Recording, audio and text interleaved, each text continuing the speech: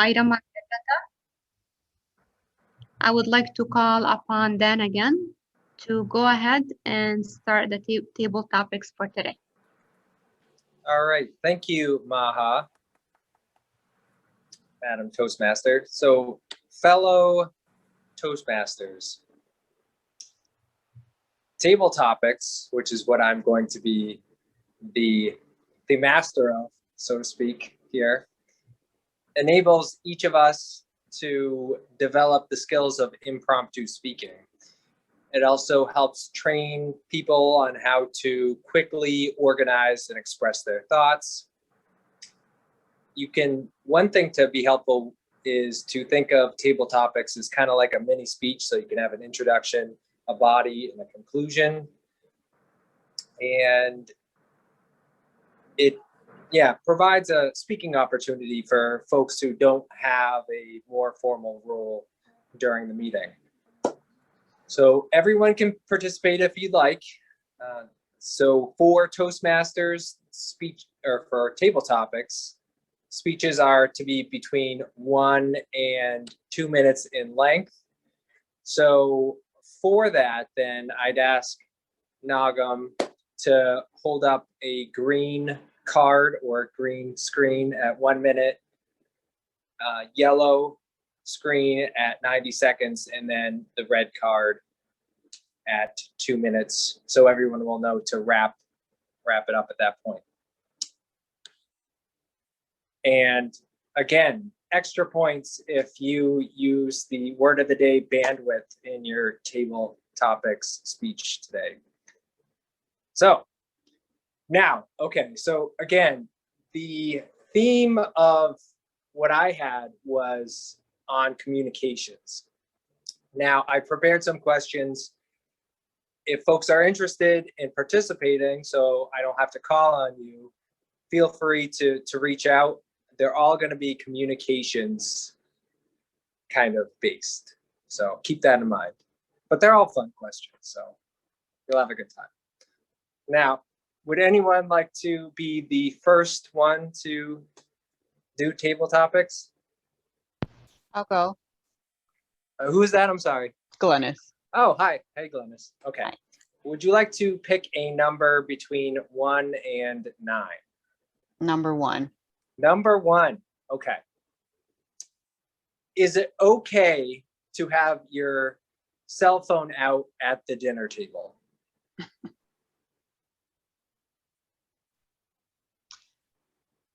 My fellow credible communicators and Mr. Toast, Table Topics Master, I've been asked the question, is it okay to have your cell phone out at the dinner table? Interesting question, because my husband and I rarely ever sit at the dinner table. Most of the time we're watching TV while we're eating. We have TV trays, or we actually have a coffee table that it kind of lifts up and you can put your plate on it and you can eat right there. We eat in our rec room or our basement. We like to call it the rec room. It sounds a little better than the basement. With that being said, our cell phones are usually nearby. I don't think that we actually pick up our cell phones while we're eating. It's just not something we do. We're generally not having conversation either. More than likely, we're watching TV. Or if my husband is talking, it's kind of like, I wish he'd be quiet because I'm trying to watch TV. So it's not like the cell phone is actually going to take away from our conversation. However, I'm in total agreement that cell phones should not be at the dinner table. If that's what you and your family do, sit at a dinner table for dinner, yes, I don't believe cell phones should be there. Mr. Table Topics Master. Right, thank you, Glennis. I am also one of those people who eat dinner at the coffee table while watching television with my wife, so it's very common. But we do have cell phones out, just like you. Not typically using them though, but in a more formal sense, I guess, yeah. Cell phones at the dinner table is a faux pas. Okay, well, thank you. Does anyone want to go next here for table topics? Any volunteers? Yep, I'll go. Who's that? I'm sorry. It's Ross. Okay. All right. All right, Ross. Would you like to pick a number between 2 and 9? I'll go with 5. 5. Okay. What do you think phones will look like 50 years from now?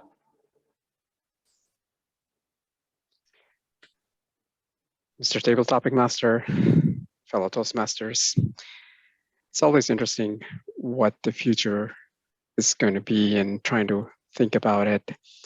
And a lot of it is just based on science fiction and our imagination, because that far ahead, we really don't know what the technology is going to be and whether we will even have cell phones at that point. Because, you know, a few years back, we would not have even thought that we would carry cell phones.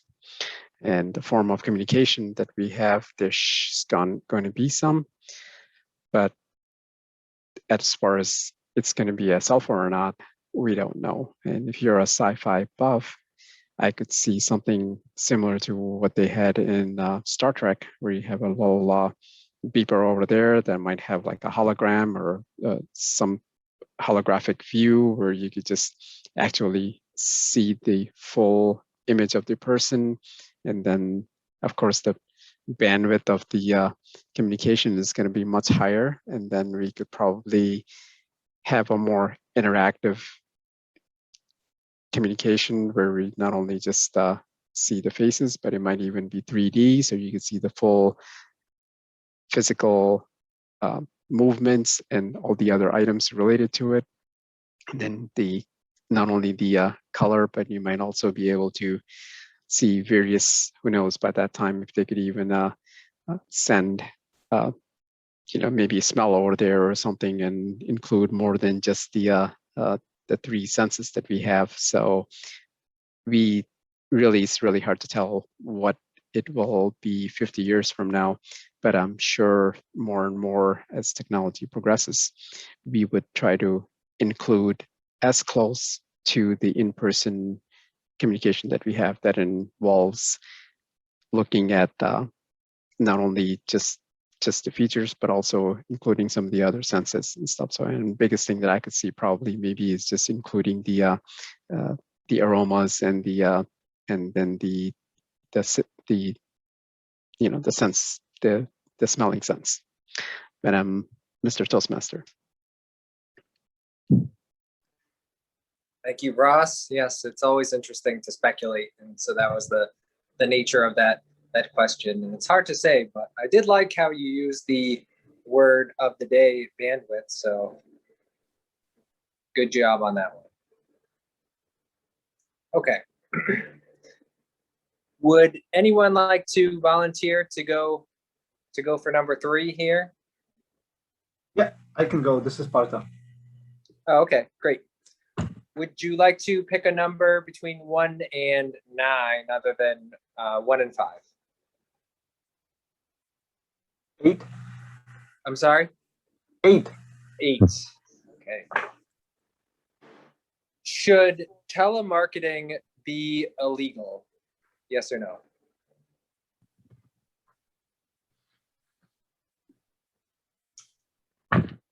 Fellow Toastmasters, the question for me is, should telemarketing be illegal? As somebody that receives a lot of spam calls and texts, I would 100% agree with that. Yes, it should be illegal. But at the same time, I don't run shady business at the moment, but if I do in the future, then I would probably not want it to be illegal, of course.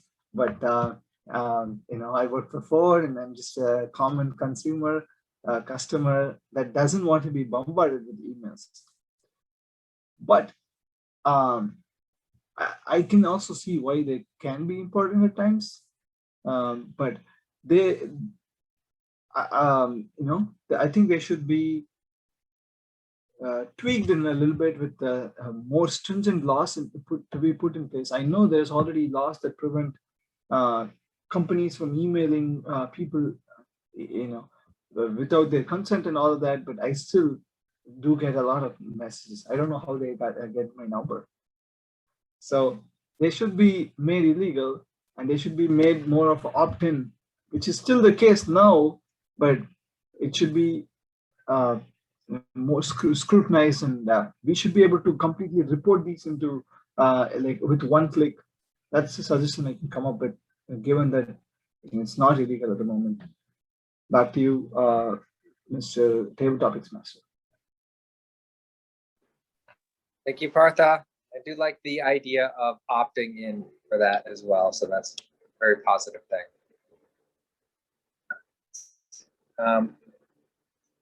Madam Toastmaster Maha, do we have time for another one? Everyone seems to be clamoring to jump in on this. So I just want to make sure that time is not going to hold us back here. I think we do, because we don't have a, we don't have another speech. The next item is to move on to the evaluation. Okay, great. All right. So would anyone like to volunteer to answer another question or statement here? And remember, if you don't like the question, you don't have to answer. You can just speak about whatever you want. Dan, I'll go. Okay. Who is that here? I have to scroll through here. This is Nagam. Oh, okay. Hey, Nagam. All right. Would you like to select another number other than 1, 5, or 8? What? I'm sorry. 1, 5, and 8 are taken, is what you're saying? Yes. Okay. So, I'll do 6. okay, 6. All right. Would the world be better or worse if we all spoke one language?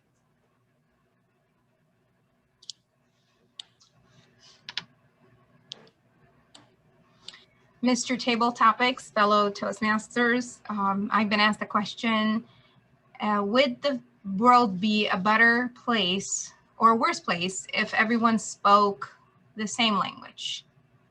I think that most people think that one language would make a more common language between everyone, and that we would probably get along better. However, I think what makes us unique are our differences, and one of which of those differences is our languages.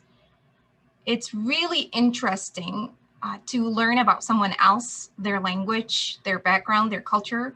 In fact, just today, Steve and I were talking about different languages he's learning. He's taking lessons, and he's interested in the Hebrew language and how some of it may be similar to Arabic. And I mentioned that Spanish may have also similarities in grammar.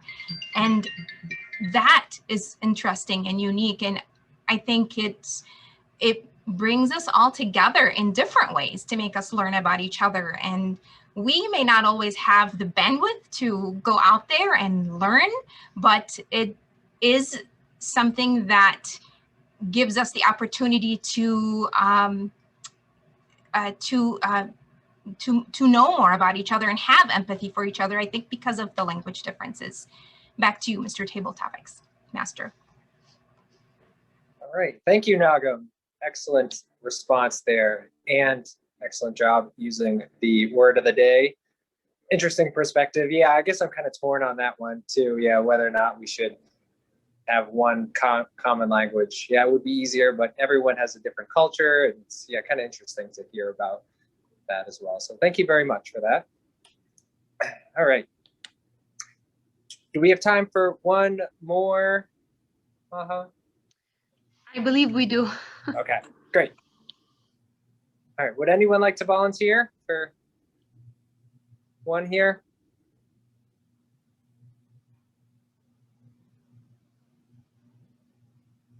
All right, I'm not hearing anyone, so. Yeah. Safa, you want to go? Oh.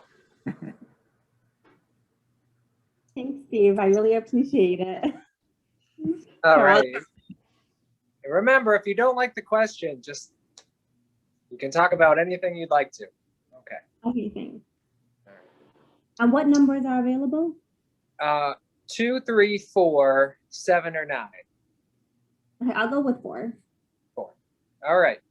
if you had, Safa, a magical cell phone that could call anyone, dead or alive, who would you call and what would you say?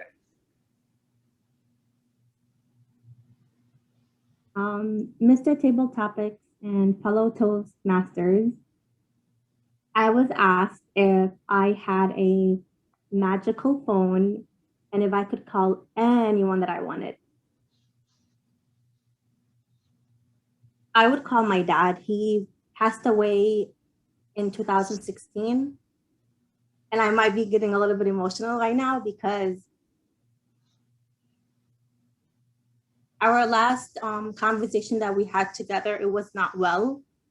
And I wish I can just tell him that I'm sorry and that I love him. So I really hope that he can actually hear me right now. So that would be a dream come true, honestly. Yeah, thank you. Sorry, I'm like getting really emotional. That was a really tough question. No, that's a tough one. And I guess, yeah, that certainly makes sense. So understandable, yeah. So thank you for opening up and sharing that as well. Thanks for asking a very Okay. deep question. Oh, sure. Great. All right, well, fantastic job, everyone here on the table topics portion. And with that, I will hand it back over to the Madam Toastmaster, Maha.